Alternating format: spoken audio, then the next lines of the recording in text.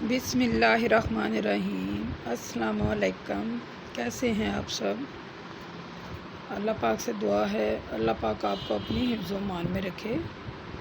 آج ہم سورۃ بقرہ کی آیت نمبر 78 پڑھیں گے، یعنی کہ 78 آیت نمبر 78 ہے سورۃ بقرہ کی۔ اس کی تلاوت، ترجمہ اور تشریح آپ کے سامنے بیان کریں گے، تو چلیں شروع کرتے ہیں۔ وَمِنْهُمْ أُمِّيُّونَ لَا يَعْلَمُونَ الْكِتَابَ إِلَّا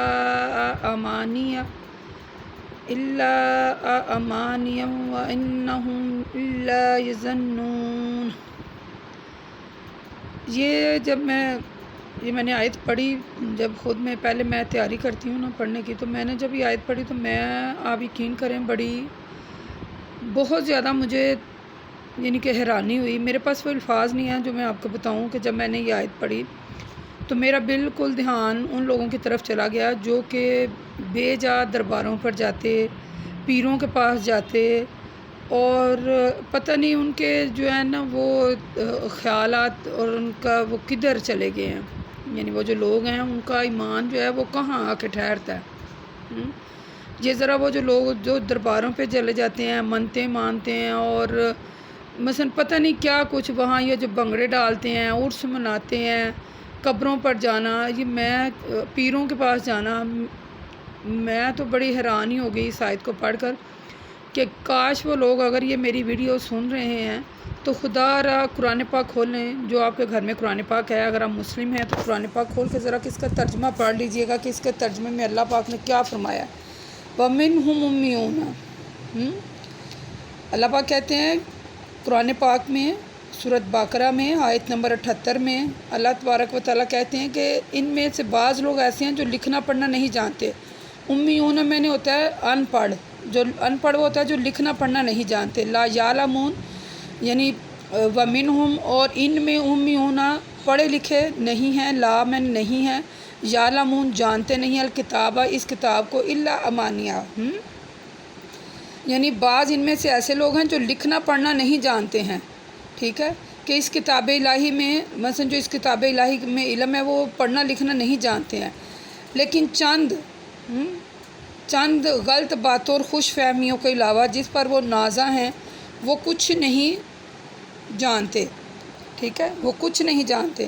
ان کے پاس کوئی یقینی علم نہیں، وہ بس ظن اور گمان پر آس لگائے بیٹھے ہیں۔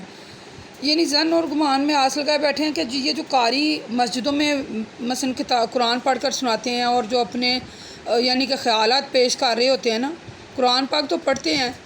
لیکن وہ جو سپیکر میں اپنے خیالات کا اظہار کرتے ہیں، ایسے اپنے کو پاس ہی باتیں کرتے ہیں تو لوگ ان کی باتیں سنتے ہیں۔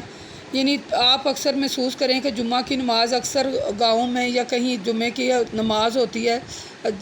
تو وہ جمعے کے خطبوں میں کبھی وہ جو علی حجویری ہیں ان کا ذکر کیا جا رہا ہوتا ہے اور کبھی کسی پیر کا ذکر کیا جا رہا ہوتا ہے، جبکہ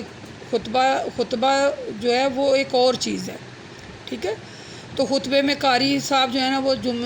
یا اتوار کی جب چھٹی ہوتی ہے میں تو آپ اکثر دیکھتے ہیں کہ مسجدوں میں قاری صاحب جناب اپنا علیحدہ سے بیان کر رہے ہوتے ہیں۔ یہ جو وہ تو بیان کر رہے ہوتے ہیں، ان کو یہ نہیں پتہ کہ یہ جو لوگ سن رہے ہیں، مثلا اکثر لوگ ان میں سے سنتے ہیں تو وہی جو سنیں گے وہی اسی پر عمل کریں گے نا، کیونکہ اکثر پیشتر ہمارے گھروں میں قرآن پاک صرف ایز ایک مثلا پڑھا ہوتا ہے، ایک اونچی جگہ پر اس کو ایک کور میں ڈھانپا ہوتا ہے، جبکہ ہم اسے خود میں پڑھنے کی کوشش نہیں کرتے کہ اس میں کیا لکھا ہے، ٹھیک ہے۔ ان پڑھ جاہل جو لوگ ہوں گے، ان پڑھ جاہل جنہیں لکھنا پڑھنا نہیں آتا، وہ محض وہ جو مسجدوں میں قاری ہیں یا جو پیروں سے باتیں سنتے ہیں یا جمعے میں جاتے ہیں تو وہ جو قاری صاحب بیان کر رہے ہوتے ہیں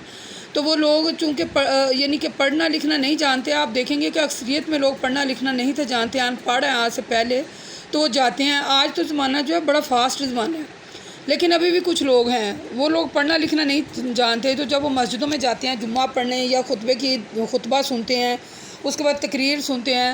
تو وہ جو ہوتا ہے وہ جب سنتے ہیں جمعہ پڑھنے گئے ہوتے ہیں تو وہ اسی باتوں پر عمل کرتے ہیں وہ جو قاری صاحب کہہ رہے ہوتے ہیں۔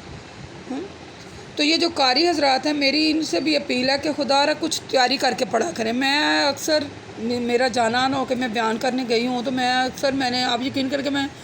مثلا ایک دفعہ ہم لوگ کہیں گئے تو وہاں جمعہ تقریر ہو رہی تھی، تو تو وہ قاری صاحب جو تھے وہ علی اجویری کا ذکر کر رہے تھے۔ اب بتائیں کہ وہ لوگوں کو علی اجویری کا ذکر کر کے بتانا ضروری تھا کہ قرآن پڑھ کر سنانا اور اس میں جو لکھا ہے وہ پڑھ کر سنانا۔ وہ جو لوگ پڑھے لکھے نہیں ہیں، اکثر آپ دیکھ رہے ہوں گے کہ جمعے کی نماز میں آتے ہیں تو لوگ وہی عمل کریں گے جو مسجدوں میں سنایا جاتا ہے، جو قاری صاحب سناتے ہیں یا جو لوگ یہ باتیں سناتے ہیں۔ جو دوسرے لوگ ہیں وہ سنی سنائی باتوں پر عمل کرتے ہیں، ٹھیک ہے۔ وہ اسی وہم و گمان میں رہتے ہیں کہ ہم یہ کر لیں گے تو ہو جائیں گے۔ جیسے اس بارے میں اللہ تبارک و تعالیٰ نے قرآن پاک میں یعنی کہ سورۃ مائدہ آیت نمبر 18 آپ دیکھیے کہ اس میں لکھا ہے کہ یہودی اور عیسائی جو تھے وہ کہتے ہیں کہ ہم اللہ کے بیٹے اور اس کے محبوب ہیں، یعنی وہ خوش فہمیوں میں مبتلا تھے نا، ہیں ان کی یہ خوش فہمی تھی اور یہ ایک بہت بڑی غلطی میں وہ مبتلا تھے۔ ان کا خیال تھا کہ دوزخ میں ہم چند دن رہیں گے اور اس کے علاوہ کوئی شخص یعنی کہ اپنے محبوب بیٹے کو تکلیف میں نہیں چھوڑ سکتا۔ یعنی اللہ تعالیٰ کے بارے میں کہتے ہیں کہ ہم لوگ جو ہیں چند دن رہیں گے اور اللہ تعالیٰ کے ہم بیٹے ہیں تو ہم محبوب ہیں، وہ جو عیسائی لوگ اور یہودی ہیں تو وہ اپنے بارے میں خام خیالیوں میں مبتلا تھے کہ ہم اللہ کے بیٹے ہیں تو کوئی اگر ہم سے غلطی ہو جاتی ہے تو کوئی زیادہ دن یعنی اپنے بیٹوں کو تکلیف میں نہیں رکھتا، وہ اس خوش فہمیوں میں تھے۔ اسی طرح سورۃ بقرہ ہے تو اس میں بھی ہے کہ یہ جو اہل کتاب لوگ ہیں نا یہ کہتے ہیں کہ دوزخ کی آگ ہیں، ہم نا یعنی کہ چند دن ہی رہیں گے، زیادہ دیر اس میں دوزخ میں نہیں رہیں گے کیونکہ اللہ تعالیٰ یہ بات پسند ہی نہیں کرتا۔ اسی خوش فہمی اور خام خیالیہ یہ جو اہل کتاب کے عوام مبتلا تھے نا، یہی آج کی عوام یہ جو ہے نا آج کا بھی دور یہی ہے، ٹھیک ہے۔ اور اللہ تعالیٰ نے صاف صاف قرآن پاک میں کہہ دیا صاف صاف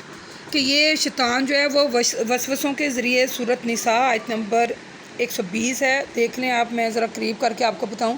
شیطان جو ہے وہ وسوسوں کے ذریعے لوگوں سے طرح طرح کے وعدے کرتا ہے اور انہیں خوش فہمی میں مبتلا کرتا ہے، لیکن شیطان کا وعدہ سوائے دھوکے کے اور کچھ نہیں ہے۔ جیسے شیطان نے حضرت آدم علیہ السلام اور اماں حوا کے دل میں یہ بات ڈالی کہ تم یہ دانہ کھا لو، تم اس درخت کے پاس جاؤ اور ایسے جیسے ہم نے سورۃ بقرہ میں پہلے آپ کو بیان کیا اچھی طرح، جیسے حضرت آدم علیہ السلام اور اماں حوا کے دل میں وسوسہ ڈالا تھا اور انہیں جنت سے نکالا تھا نا، ایسے یہ لوگوں کے دلوں میں بھی نا وسوسہ ڈالتا ہے، تو یہ سوائے دھوکے کے اور کچھ بھی نہیں ہے، ٹھیک ہے۔ تو یعنی کہ سورۃ بقرہ میں آگے بھی چل کر ہم اس بارے میں پڑھیں گے کہ اہل کتاب جو تھے مثلا یہودی اور جو نصرانی تھے یعنی عیسائی جو تھے، اس کے علاوہ یعنی جو یہودی اور عیسائی کے علاوہ کوئی جنت میں ہرگز داخل نہیں ہوگا، یہ ان کی خوش فہمیاں ہیں۔ اے رسول صلی اللہ علیہ وسلم آپ ان سے کہہ دیجیے کہ اگر تم اس دعوے میں سچے ہو تو کوئی دلیل پیش کرو، اور اے رسول یہ کوئی دلیل بھی پیش نہیں کر سکیں گے، یہ سورۃ بقرہ کی آیت کا ترجمہ ہے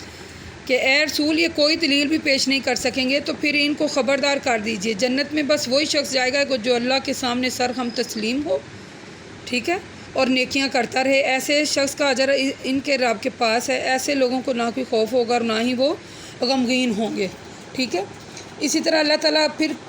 فرماتے ہیں سورۃ بقرہ میں کہ ڈرو اس دن سے جس دن کوئی شخص کسی دوسرے شخص کے کام نہیں آئے گا،